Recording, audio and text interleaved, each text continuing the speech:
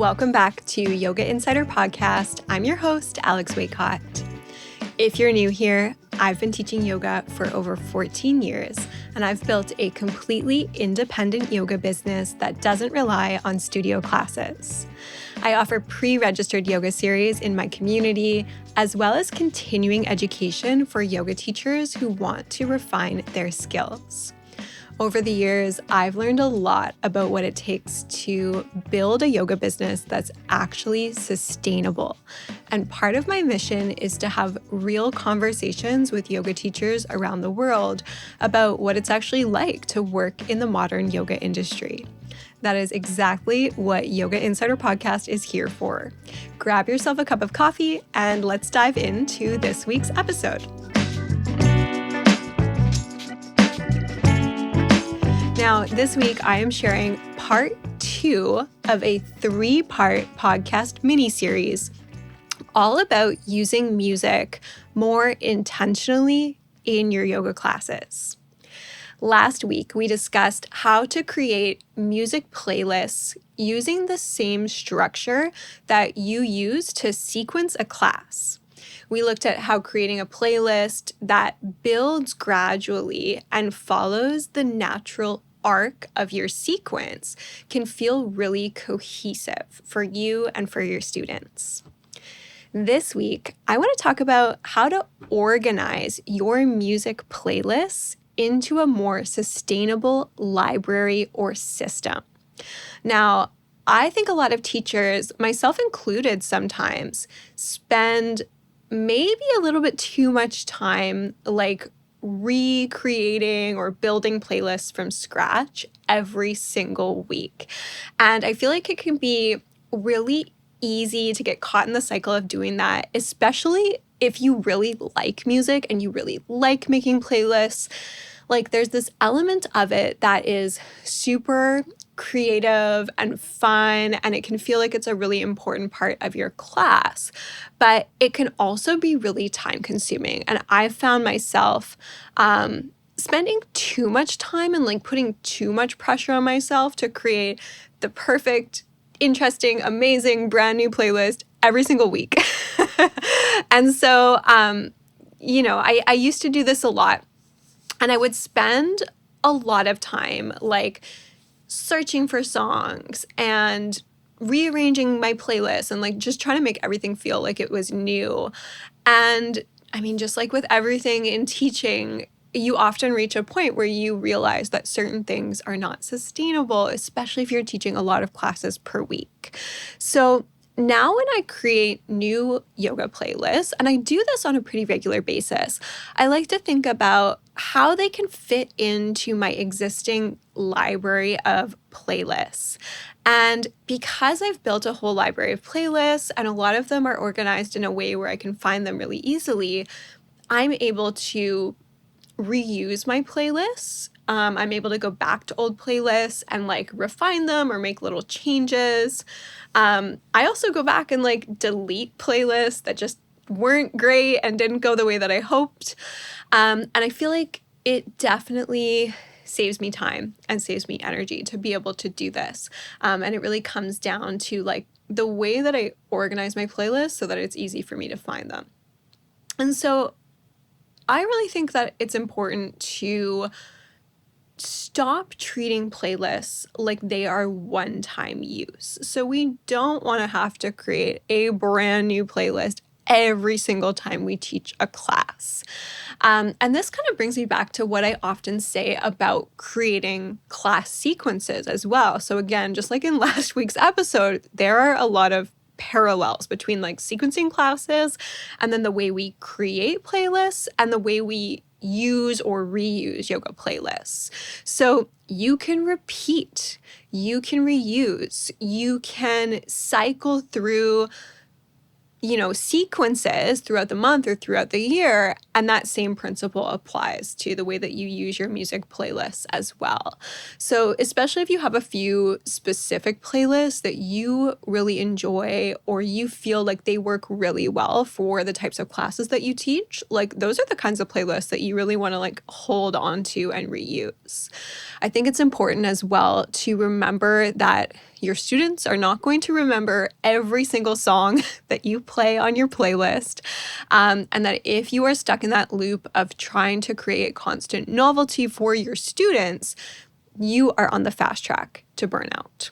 So remember that refining an existing playlist is often a really good alternative to like creating a new playlist from scratch altogether.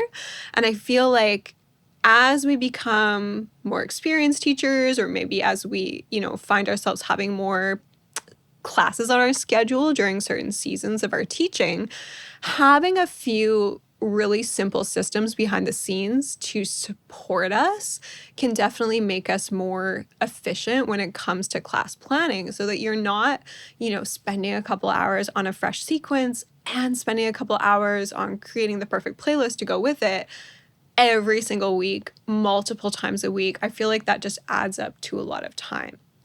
So name your playlist depending on like where you're saving your playlist. I personally use Spotify.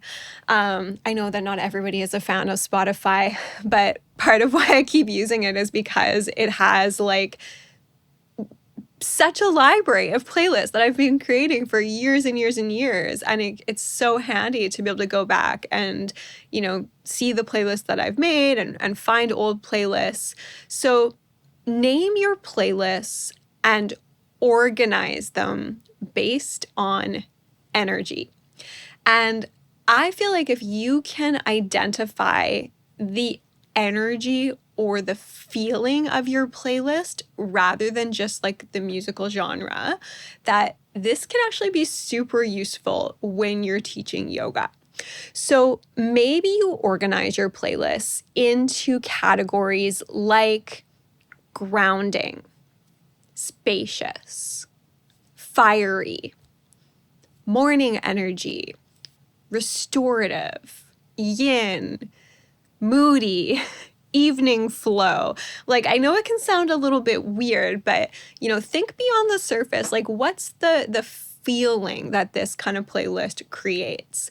And I feel like if you start to name your playlists based on these types of categories, it can be really helpful if you're trying to find a playlist in a pinch. So maybe I had a really busy week. Maybe I was able to prioritize planning and creating a class sequence, but I just didn't have time to make a fresh playlist to go along with it. So if I'm able to locate my playlist really quickly, just based on the name or like the feeling of the playlist, that is definitely going to make things easier for me if I'm short on time.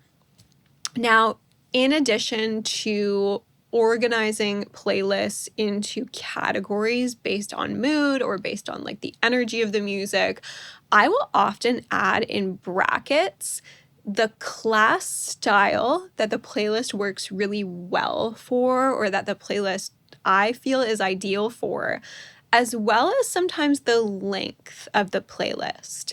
So this can look like, making a name for the playlist based on the energy, and then in brackets, writing vinyasa, slow flow, yin and acupuncture workshop. And then I might even add the length of the class as well. So like vinyasa 90, yin 60, yin and acupuncture workshop 2 hours. And the reason that I really like this is that whenever I'm teaching a similar class in the future, I can pull up a playlist really easily, or even type into my search bar in like my Spotify library, something just like vinyasa or yin. And then all of my saved playlists that I've created that are like under that category are going to pop up. And it's just like so much easier and so much faster to find a playlist that I know works, that I know I've already used before, and it's just like such a big time saver. Now, you might also create playlists based on themes that you find yourself returning to. So, for example, almost every year, I cycle through a few familiar themes. And it doesn't mean that there aren't other themes that I sprinkle in, But I specifically love teaching classes themed around the natural elements, like kind of from an Ayurvedic perspective. I love classes that are themed around the chakra system. And so I might name my playlists based on some of these themes. Okay, so Muladhara, Svadhisthana, Manipura. And then when I inevitably come back to these themes in the future, I know that I have a playlist ready to go that represents the mood that I'm trying to create. Now, lastly, I would take a look at what you consider, and this is very personal, your most successful playlists. And I really want you to pay attention to what stands out to you about those playlists. So you probably have a few personal favorite playlists that you've created that you like to teach with. And for me, like, because I have my playlists made public and they're available on Spotify for anybody to look at or anybody to use, I can see the ones that have been saved a lot. And I always find that that information is really interesting. Like when I have one particular playlist that a bunch of people have saved, that tells me that there's something about it that people resonate with. So when you're looking through your own playlists, you might ask yourself, like, which playlists consistently feel like they land really well? Which playlists do I go back to over and over again and like replay over and over because I just love how they sound?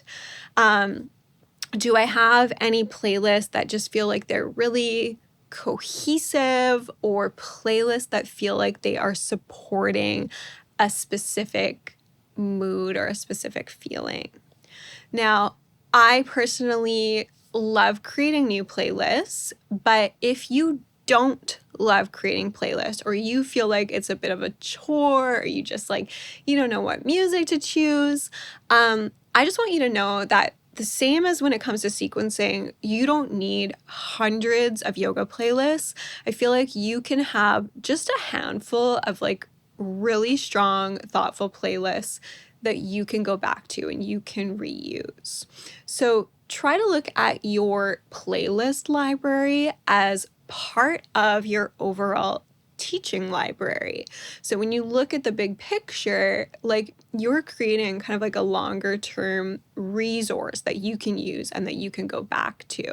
So if you like to bank your sequences, for example, and reuse them, you might even write a little note at the top of some of your sequences and note like the playlist that you feel goes really well with those sequences.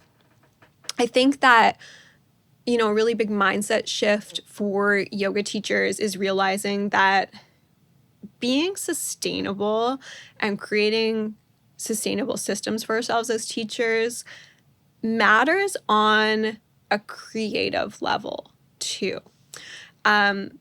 You don't need to constantly reinvent yourself in order to be a good teacher. You don't need to start from scratch every single week. Like, really trust that you probably have a lot of good stuff already that you can work with and pull from, and maybe it just means you make some little tweaks here and there. But if the way that you have your playlist organized, or if like they're not organized at all and that feels totally chaotic to you, maybe this little episode is your sign this week to slow down and start organizing your music a little bit more intentionally. So try to build yourself a library. See if you can start to revisit some of your favorite playlists that you know work really well.